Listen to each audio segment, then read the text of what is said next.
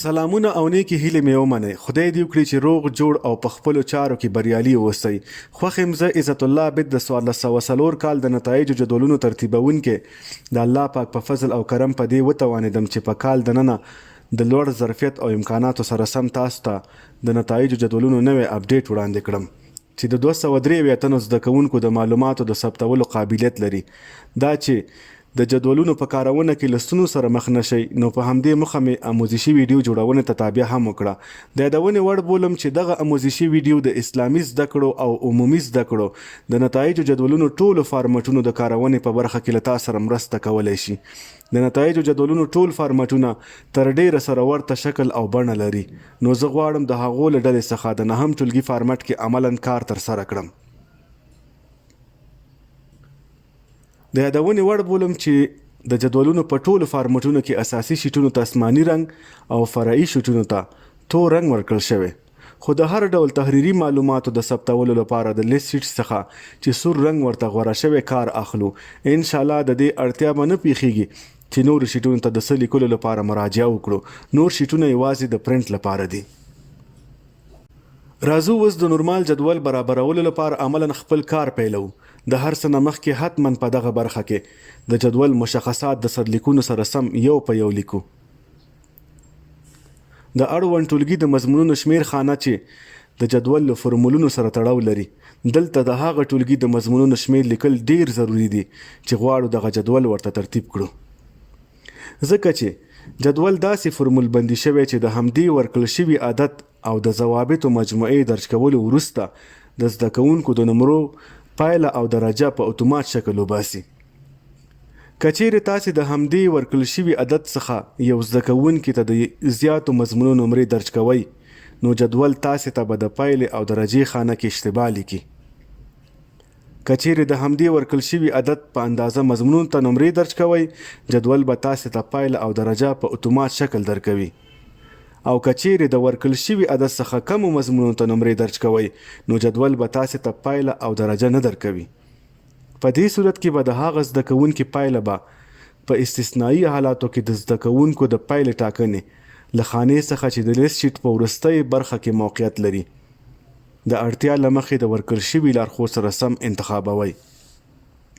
همدارنګه د یادونې وړ بولم چې بله مهمه او اساسي خانه چې د جدول فرمولونو سره تړاو لري هغه د کلني ازموینو د محرومۍ ورځې خانه ده.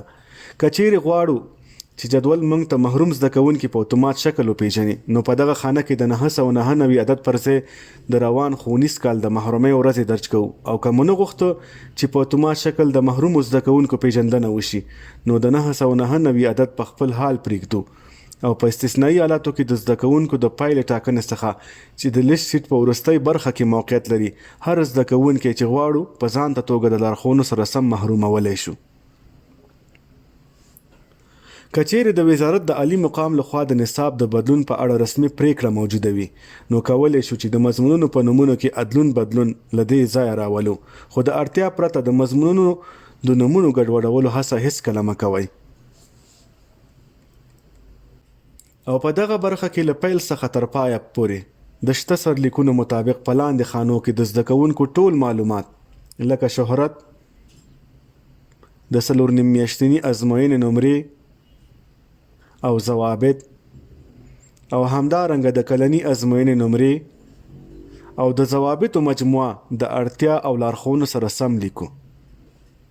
په یاد ولرئ چې د 12 ټولګي جدول په لیست شیټ کې د 10 او 11 ټولګیو د نمرو د ثبتولو برخه هم شته چې په هغه کې 2 مهمې خانې چې د اړوند ټولګیو ښوونیز کال او همدارنګه د اړوند ټولګیو د مضمونونو شمیر حتما هر زده کوونکي ته د شته لارښوونو سره سم چې په هر خانه کې موجوده ده مشخص کوو تر څو جدول د زده کوونکو د 10 او 11 ټولګیو د نمرو مجموعه اوسط نتیجه او درجه په اتومات شکل وباسي.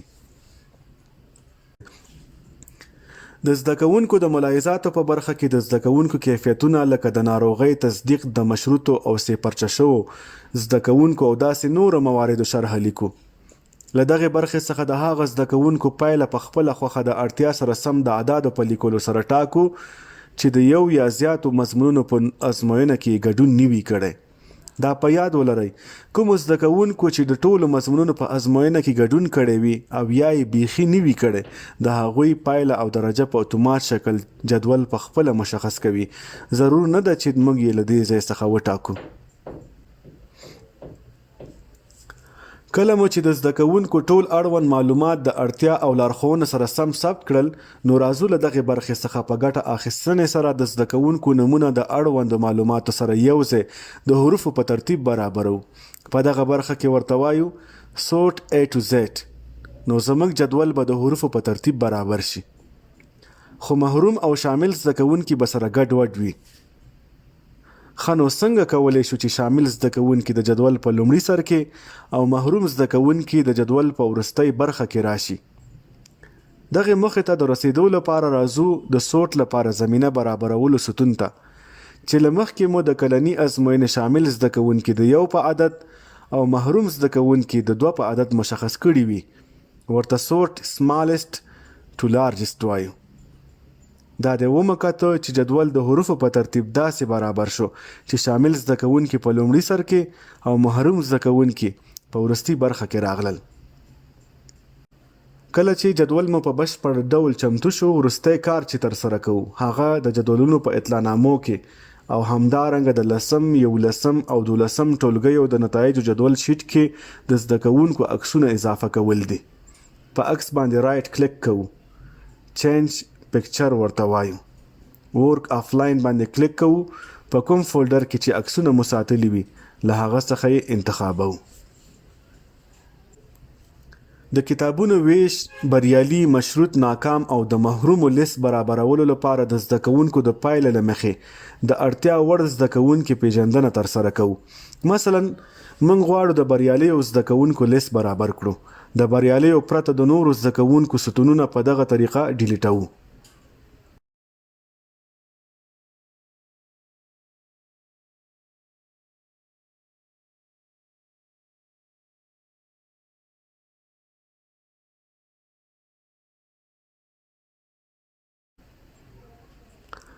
په پای کې فایل د PDF په فارمټ کې ثبتو.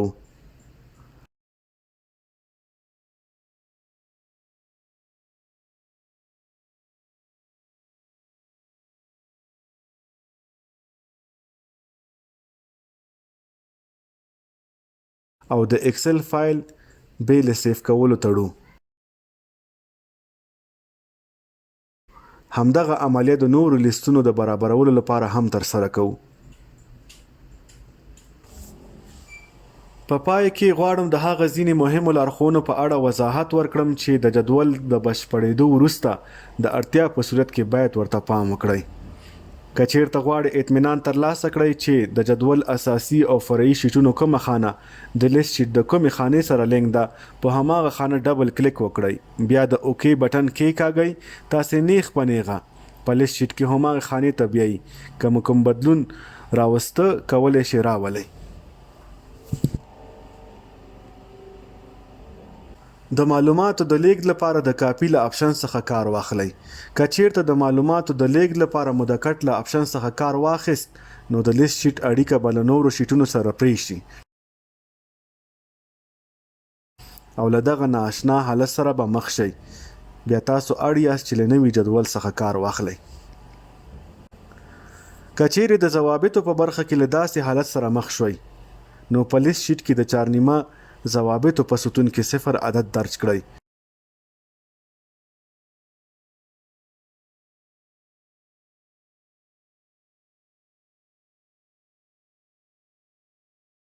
ستونزه به مو حل شي، ځکه چې د ضوابطو په برخه کې داسې فرمول کار شوی دی چې د روان کال د ضوابطو مجموعه منفي 4 نیمه ضوابط مساوي کلني ضوابط.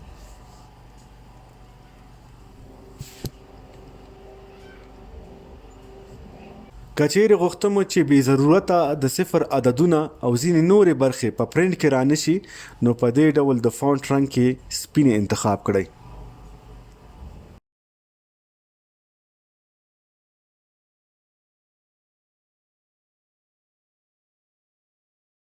هغه زده کوونکي چې په دواړو ازموینو کې یعنی په څلورنۍ میاشتني او کلني ازموینو کې ګډون نه وي کړی د ډرا ټیبل څخه یې په دې طریقه هغه وخت قید کړئ چې جدول مو په بشپړ ډول پرنټ ته چمتو شوی وي.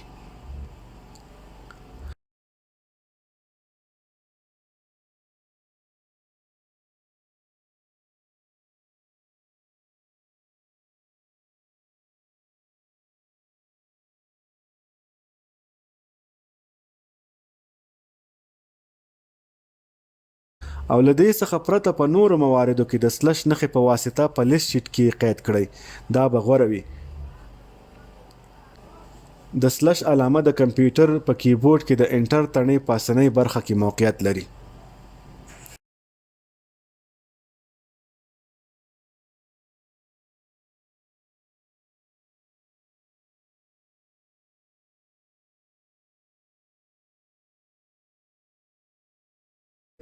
هڅه وکړئ چې جدول په 2013 افیس کې استفاده کړئ. که چیرته تاسې د افیس په نورو ورژنونو کې استفاده کوئ نو ممکن ستاسو جدول به په پرنټ کې مشکل ورکړي، نو په دې صورت کې له دغه برخو څخه یې حاشیې منظم کړئ.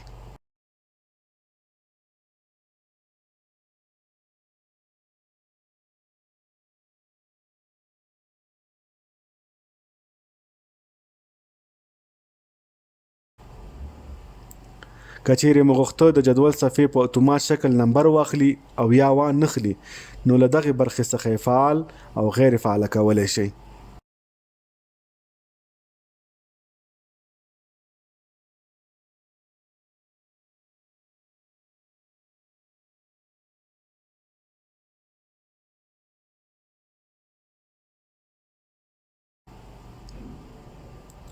د جدول په ټولو شیټونو کې د لومړي صفحې ځینې مهمې او ضروري برخې چې د لیست شیټ سره په اړیکه کې نه دي د لاک څخه آزاد دي.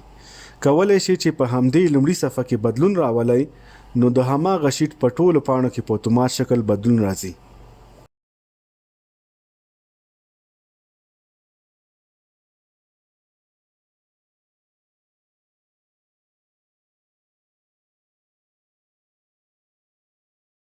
که چیرې اړتیا وه چې د جدول عددونه له انګریزي څخه په پښتو بڼه واړوئ کولی شئ د کنټرول پینل له لارې د ریجن ان لینګویج څخه د کمپیوټر د اعدادو فارمټ پښتو افغانستان وټاکئ.